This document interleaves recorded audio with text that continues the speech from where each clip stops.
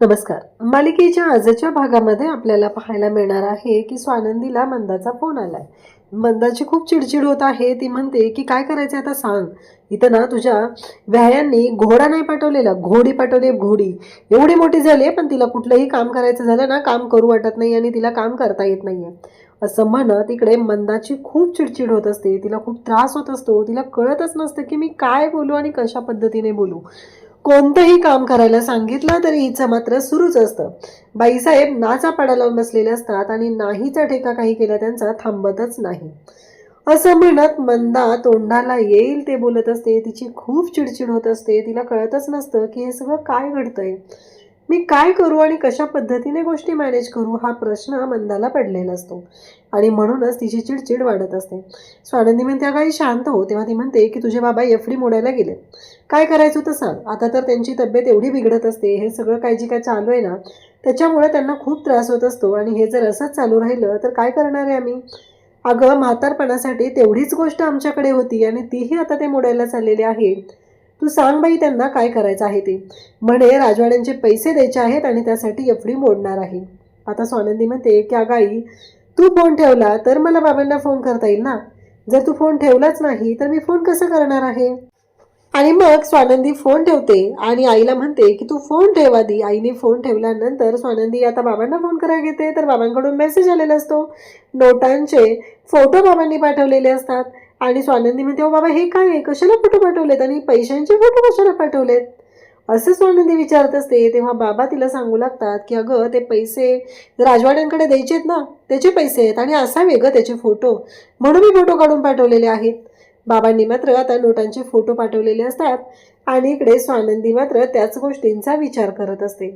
आता मात्र इकडे स्वानंदीला कळतच नाहीये की हे सगळं काय चाललंय. तेव्हा ती म्हणते बाबा हे काय करताय तुम्ही, तुम्हाला कळतंय का. मी सांगितलंय ना मी माझ्या परीने प्रयत्न करेल, मी माझ्या पद्धतीनं देईल ते पैसे. मग काय ऐकत नाहीये तुम्ही सगळे का हट्टी झालाय.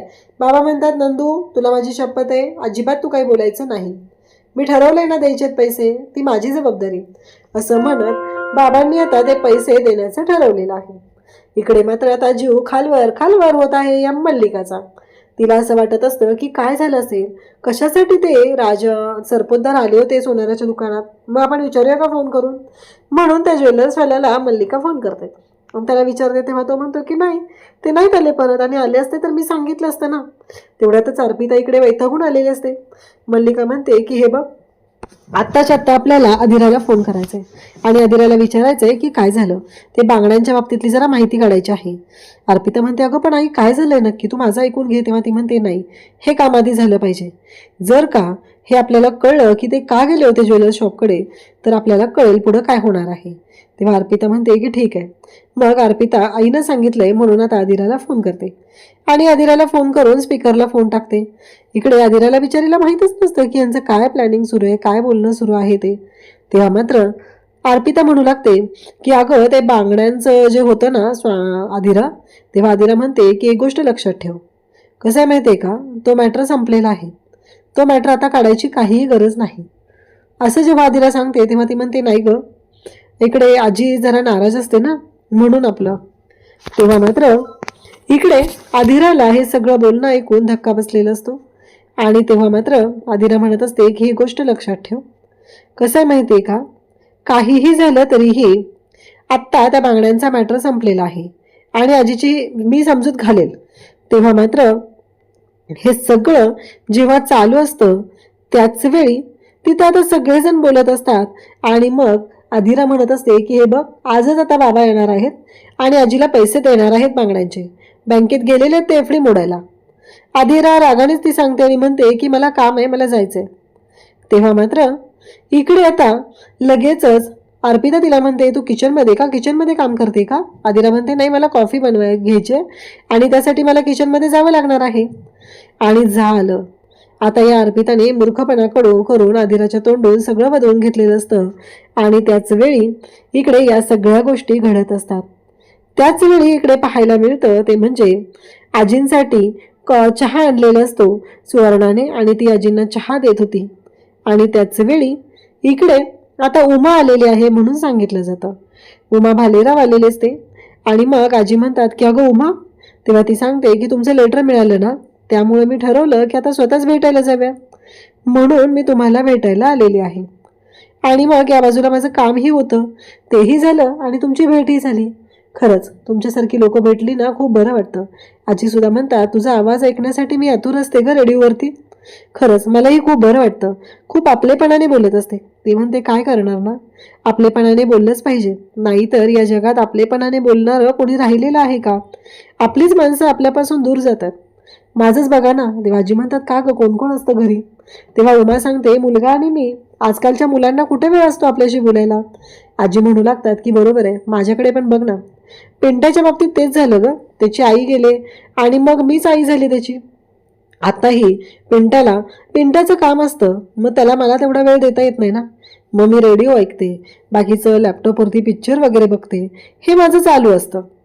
तेव्हा मात्र इकडे आपल्याला पाहायला मिळतं की यांचा दोघींचा गोंधळ सुरूच आहे. आता मल्लिकाची अवस्था खूप वाईट झाली आहे.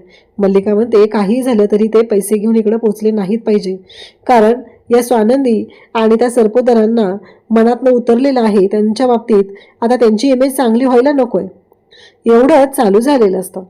आणि तिचे प्रयत्न यासाठी असतात की काहीही झालं तरीही त्यांना मी इथे यांच्या नजरेत वर होऊ देणार नाही. मग आता मूर्ख अंशुमनला फोन करायचं ठरवते. अंशुमनला फोन करते. अंशुमन म्हणतो, हा बोल आई. तेव्हा त्याला सांगू लागते की असा प्रॉब्लेम झाला, ते दागिन्यांचे पैसे द्यायला इकडे येणार आहेत. तेव्हा मात्र अंशुमन म्हणतो, तुला मी सांगितलं होतं ना ते बांगड्यांचं काही करू नकोस, तूच ऐकलं नाहीयेस, ते बांगड्यांचं करून बसलेस, आता काय करायचं सांग. तेव्हा मल्लिका म्हणू लागते, तुझ्या लक्षात येत नाहीये, आता काय करायचं ते बघ. मी तुला मूर्ख म्हणते ना, तेच बरोबर आहे. आणि मग तो म्हणतो, काय करायचंय? मग ती सांगू लागते की काही माणसं जी आहेत त्यांना पाठव, काहीही झालं तरीही त्या स्वानंदीचे बाबा इकडे पोहोचता कामा नयेत. ते जर इथे पैसे द्यायला पोहोचले तर खूप मोठा गोंधळ होईल, असं तिने सांगितलेलं असतं. इकडे समर आणि आनंद दोघंही बोलत असतात. समर आणि आनंद या दोघांमध्ये बोलणं सुरू आहे. वेगवेगळ्या मीटिंगबद्दल गोष्टी सुरू असतात. तेव्हा समर म्हणतो की ते जे क्लायंट आहेत ते कंटिन्यू मला का फोन करतात. तेव्हा आनंद म्हणतो की त्यांना तुझ्याशीच बोलल्यावर बरं वाटतं, तेवढा विश्वास तुझ्याशी बोलल्यावरच वाटतो, अन्यथा त्यांना तो विश्वास वाटत नाही, म्हणून ते तुझ्याशी बोलतात. तेव्हा मात्र इकडे समर म्हणतो, त्यात काय एवढं, त्यांना म्हणा आम्ही एकत्रच असतो. आणि मग इकडे बाबांचा तेवढ्यात फोन येतो. तेव्हा ते म्हणतात, ते बघ आता सरपोतरांचाही फोन मलाच आलेला आहे. मग तो म्हणतो की रोहनचे बाबा बोला. आता मात्र बाबा इकडे म्हणत असतात की समर साहेब, तुम्ही कामात आहात का? मी तुम्हाला मध्येच डिस्टर्ब केले का? समर म्हणतो, हा चालू आहे काम, पण बोला तुम्ही. तेव्हा मात्र इकडे आता हे सगळं बोलणं चालू असतं. तेव्हा बाबा म्हणतात की मला ते पैसे द्यायचे होते ना, म्हणून मी यायला लागलेलो, मग ऑफिसला येऊ का घरी? तेव्हा समर म्हणतो, थोड्या वेळात मी घरीच जायला निघणार आहे, घरीच या तुम्ही. तेव्हा तो म्हणतो की पण पैसे द्यायची काही गरज नाही आहे, झालंय ना तो बांगड्यांचा. तेव्हा ते म्हणतात की नाही, माझ्या मनावरचं ओझं हलकं होत नाही आहे ना, जोपर्यंत मी तुमचे पैसे देत नाही आहे. आता मात्र ते यायला तयार झालेले आहेत. आणि मग समोर म्हणतो की मला कळतच नाही आहे की हे सगळं काय आहे, म्हणजे पैसे द्यायला येत आहेत हाच माझ्यासाठी धक्का आहे.